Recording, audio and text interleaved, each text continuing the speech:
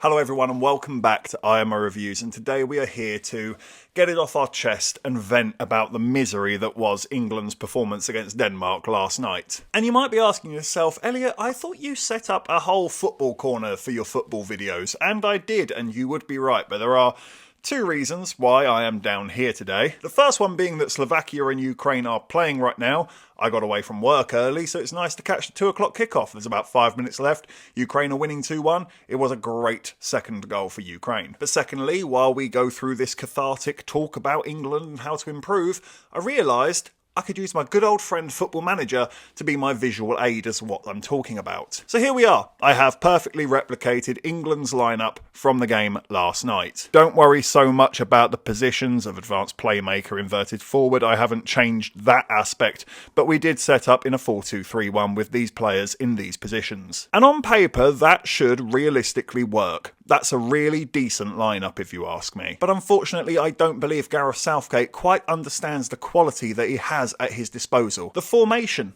is fine. The players selected is fine. It's the instructions these players are being given. They do not work. They don't mesh well together. They're counteracting each other. It feels like we have a Formula One car that's struggling to get around the course because it's still got the handbrake on. A lot of the issues for me comes down to the sheer fact that there is absolutely zero movement or flexibility to this side. At least the way that Gareth Southgate has asked them to do it. Trent Alexander-Arnold, I'm a little bit biased. I absolutely love him as a Liverpool fan. I think he's absolutely God's gift on the ball. No one has a golf club leg quite like him. He can pick anybody out from 30, 40 yards.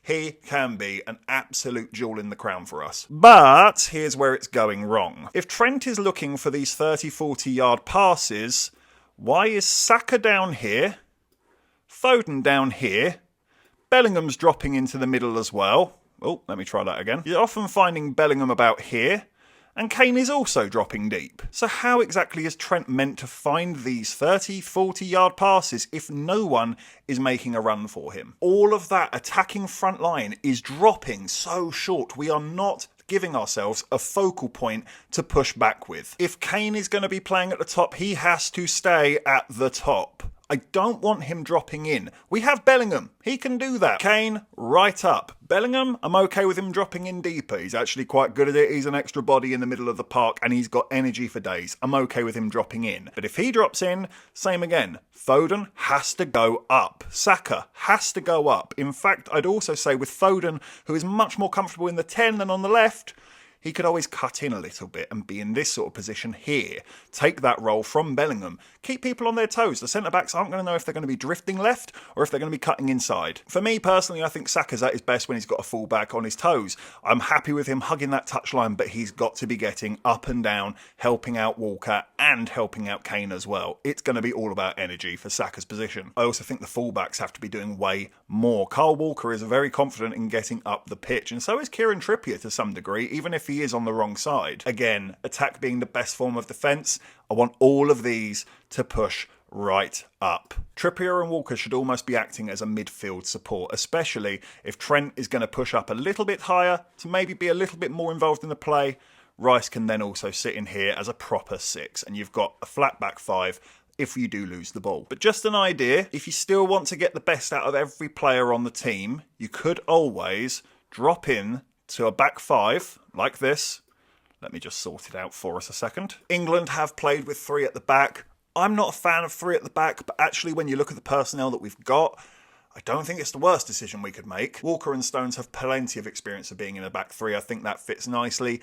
Gahey actually has done very well in the 2 games that he's played. I trust him to hold down that role as well. I don't want to disrupt that, which allows Trippier to be a little bit more forward thinking and support the midfield, maybe play some long balls out to Foden or even switch it to Saka. Same with Trent Alexander-Arnold. He can always swoop in here and be that inverted fullback that we see at Liverpool, which does free up Rice to do a little bit more than just be a 6, and it also gives Bellingham the opportunity to move up the pitch and be that 10. But if we keep Bellingham in the middle and play him more like a number 8, that means he's busy in the middle, which allows Foden to creep inside and be the 10 that he's much more comfortable being. And personally, after the 2 games that I've seen from Harry Kane so far, I would do this.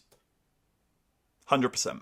Every single time. Ollie Watkins was on the pitch for 5 minutes last night, and straight away he's looking to get in behind. It was the first run I saw England make, and it took about 75 minutes to get there. Kane wants to be down here somewhere, and that isn't helping anybody anywhere. We need a striker, a focal point, up here, if the mouse lets me. It's absolutely undeniable that Phil Foden is a mercurial talent, but it must be said he just has not turned up so far, and I don't think that's entirely on him.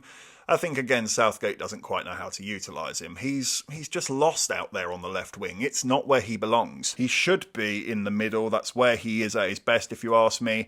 But if that position's occupied by Bellingham, I think it's time to make some changes. I'm not his biggest fan, being an ex-Blue, but actually he's very direct, and Anthony Gordon will make those runs similar to Ollie Watkins.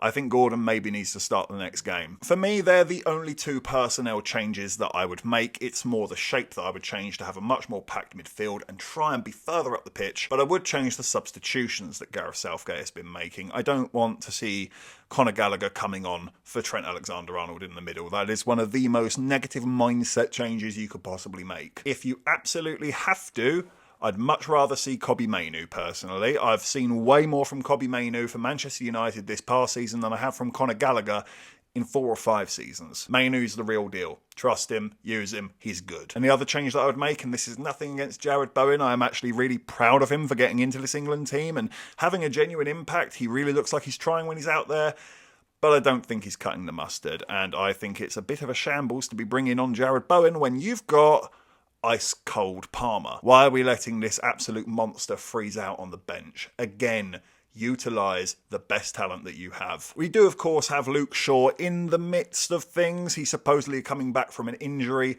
If he's fit, I suppose I would bring him in for Trippier, but actually, full credit to Trippier. I think he's done really well on that left-hand side, especially considering it's far from his natural position. So if you bear with me, I'll fix the roles and fix the team, and I'll show you what I think we should look like going in for the last game of the groups. And voila, that is how I would have the team looking as we go into our final group game. Of course, with the idea that Luke Shaw might be fit. I would change the formation to make the pitch a little bit wider for us and free up the attack, push us all up the pitch just a little bit higher, with a lot more flexibility to the roles as to who holds and who goes wide, who sits in the middle. And the only two personnel changes I would make is Anthony Gordon for Phil Foden. He's much more natural on that left-hand side, and he's far more direct. He is absolutely going to put people on the back burners. Defences are going to be sweating as they deal with our little Claire Balding. And I'd bring in Ollie Watkins in for Harry Kane. I know that one is absolutely not going to happen. Harry Kane is beloved by Gareth Southgate. He wouldn't dare drop him, even if he is performing as absolute shit as he is. That man could kill Gareth Southgate's mother on the pitch and still stay on. Whereas Ollie Watkins was on the pitch for 5 minutes last night and straight away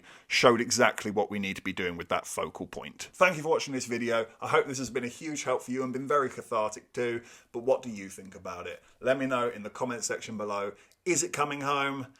I'm not quite so hopeful, but we'll keep our fingers crossed, and if not, I've always got Portugal in the sweepstake, which ain't too shabby.